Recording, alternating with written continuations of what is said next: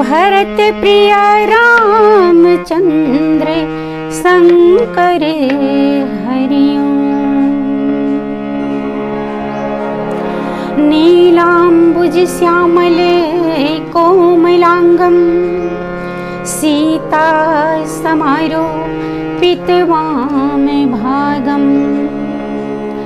पाणौ महासायक चारु चापम नमामि रामं रघुवंशनाथं। नमामि रामं रघुवंशनाथं।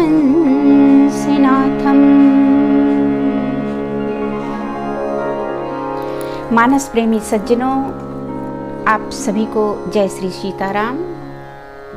मेरे अपने YouTube चैनल हरिओम मानस परिवार में आपका स्वागत है, वंदन है, नमन है। तो सज्जनों, आज हम इस वीडियो के माध्यम से जानने का प्रयास करेंगे कि महाराज दशरथ 6 बार राम राम कहकर अपने देह का त्याग किए। गोस्वामी जी कहते हैं, राम राम कही राम कही राम राम कही राम, तनु परिहरि रघुवर विरह राव गयउ शूर धाम।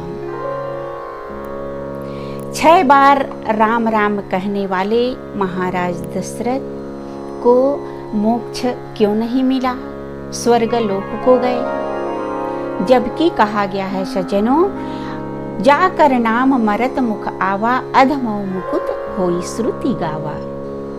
मरते समय जिस जीव के मुख में एक बार राम का नाम आ जाए तो उस जीव को मोक्ष की प्राप्ति हो जाती है, उसका उद्धार हो जाता है, वह भव से पार हो जाता है, वह जन्म मरण के बंधन से मुक्त हो जाता है।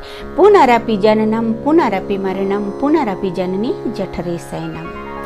जन्म मरण के बंधन से मुक्त हो जाता है, तेसाम न पुनरावृत्ति, उनकी पुनरावृत्ति नहीं होती। तो महाराज दशरथ तो 6 बार राम राम कहकर अपने देह का त्याग किए थे, फिर उन्हें मोक्ष की प्राप्ति क्यों नहीं हुई? भगवान शिव जी पार्वती से कहते हैं, ताते उमा मोक्ष नहीं पायो, दशरथ भेद भगति मन लायो, शगुन उपासक मोक्ष न लेहि, तिन कहु राम भगति निज देहि। अर्थात भगवान शिव जी माँ पार्वती से कहे कि हे पार्वती, जो भेद भक्ति और शगुन ब्रह्म के उपासक होते हैं उन्हें मोक्ष की प्राप्ति नहीं होती। महाराज दशरथ भी शगुन ब्रह्म के उपासक थे, भगवान श्री राम को अपना ही पुत्र मानते थे, उन्हें पुत्र से अगाध प्रेम था।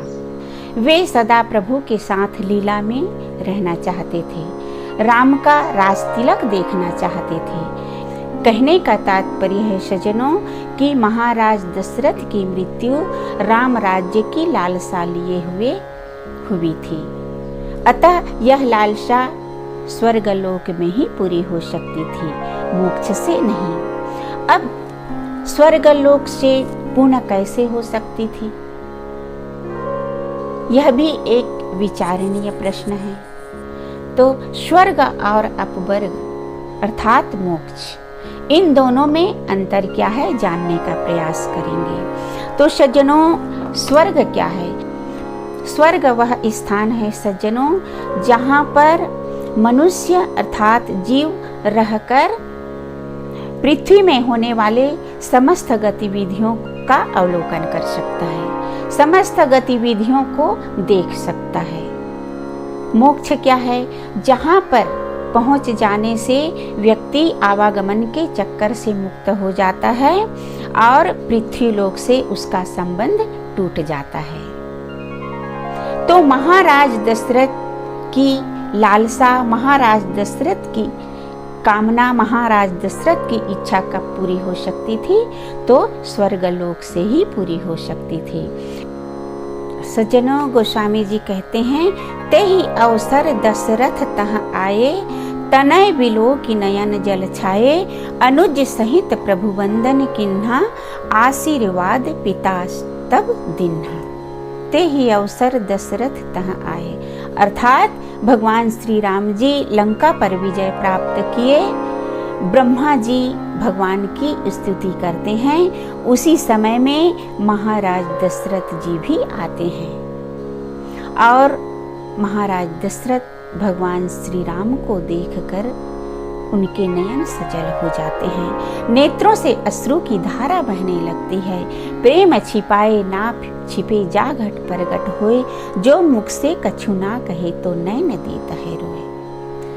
और भगवान श्री राम और लक्ष्मण जी महाराज दशरथ को प्रणाम करते हैं और दशरथ जी दोनों पुत्रों को आशीर्वाद देते हैं।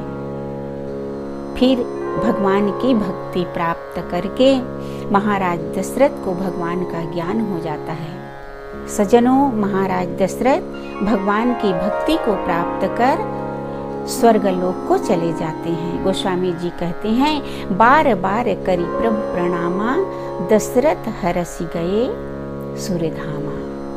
अर्थात भगवान को बार बार प्रणाम करके दशरथ जी स्वर्गलोक को चले जाते हैं। सज्जनों, कथा हमें संदेश देती है कि भगवान भक्त की पूर्व लालसा पूर्व कामना जरूर पूरी करते हैं। जैसे ध्रुव की पूर्व लालसा थी राज्य की, भगवान जब दर्शन दिए तो उन्होंने राज्य की चाह नहीं की, फिर भी उनकी पूर्व लालसा के कारण भगवान ने 36,000 वर्ष राज्य करने की आज्ञा दी। मानस में भी सुग्रीव और विभीषण को भी उनके पूर्व लालसा के कारण ही राज्य मिला।